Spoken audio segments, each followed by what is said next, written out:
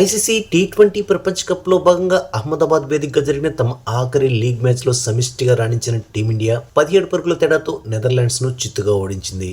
ఈ విజయంతో గ్రూప్ స్టేజ్లో ఒక్క డిఫీట్ కూడా లేకుండా సూపర్ 8కు క్వాలిఫై అయింది. శివం దుబే ఆల్రౌండ్ షోతో భారత విజయంలో కీ రోల్ ప్లే చేశాడు.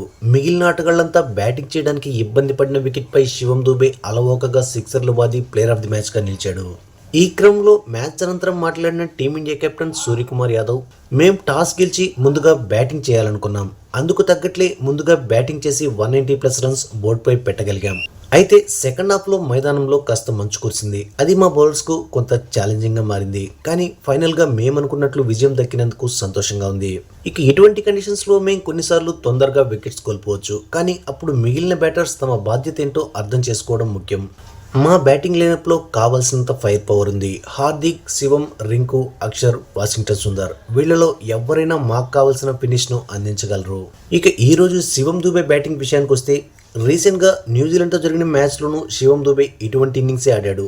ఆ రోజు అతను ప్లేయర్ ఆఫ్ ద మ్యాచ్గా నిలవాలని భావించాడు. కానీ ఆ గేమ్ను సరిగ్గా ఫినిష్ చేయలేకపోయాడు. కానీ ఈ రోజు మాత్రం మిడిల్ ఓవర్స్లో అతను బ్యాటింగ్ చేసిన విధానం మిగతా బ్యాటర్స్పై ప్రెషర్ లేకుండా చేసింది. ఈ వికెట్పై 193 రన్స్ చాలా మంచి టోటల్. ఇక ఈరోజు మేము అనుకున్నవన్నీ సరిగ్గా చేయగలిగాం. గెలిచినప్పుడు కూడా మనం చాలా విషయాలు నేర్చుకుంటాం. ఈ రోజు కూడా అనేక విషయాలు నేర్చుకున్నాం. వాటిని గురించి రేపు డిస్కస్ చేసుకుంటాం. ఇక మా టీంలో ఎక్కువ బౌలింగ్ ఆప్షన్స్ ఉండడం ఓ రకమైన తలనొప్పే. అయితే పిచ్కు తగ్గట్లు ఎవరి చేత బౌలింగ్ చేయించాలో నిర్ణయం తీసుకునే అవకాశం కూడా ఉంటుంది.